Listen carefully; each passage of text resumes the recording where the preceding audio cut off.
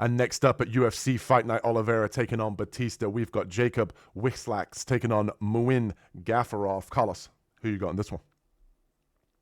This one I'm going with Wiklacz in this one. I'm gonna have to take him. This is gonna be kind of a short breakdown for me.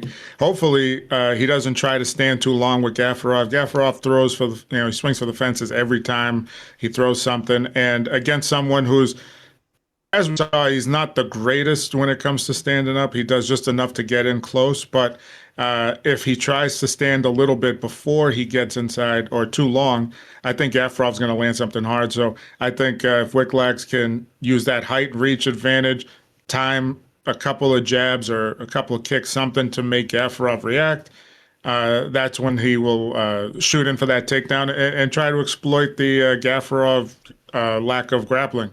And to me, I think he can get that done early. I think he had a very good showing against, what was his name, Patchy Mix. And I just think that to be able to go, pretty much roll for roll, movement for movement with Patchy, I just think that against Gafurov, once it's on the ground, it's going to be over. So Wiklacz to get it done.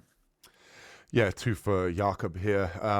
I'm not a big fan of Gafurov. He is a guy that I think has been a little bit inconsistent inside the UFC. In that previous fight that he had against Rinya Nakamura, I think he got a little bit lucky in the respect that Rinya Nakamura didn't decide to take him down and utilize his wrestling.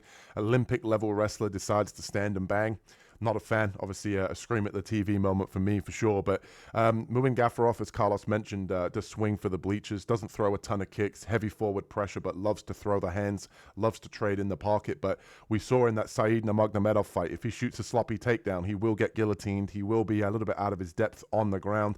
And to me, with Jakub here, he is a guy that he came out of the blocks pretty hot with that Patchy Mix win. I don't think a lot of people saw that happening. And he's a wizard on the ground. You saw in that fight, even against Patchy Mix, and I could see it happening here, where, if Gafurov does take it to the ground, same as Patchy Mix did, he is able to, kind of latch up a submission, whether it be a guillotine, whether it be a Kimura, and use that in order to sweep to get into a dominant position where he looks to do damage or he looks to strangle you. So I see the fight playing out very similar. And on the feet, you've got the power of Gafurov taking on pretty much the volume and the pace of Jakub here.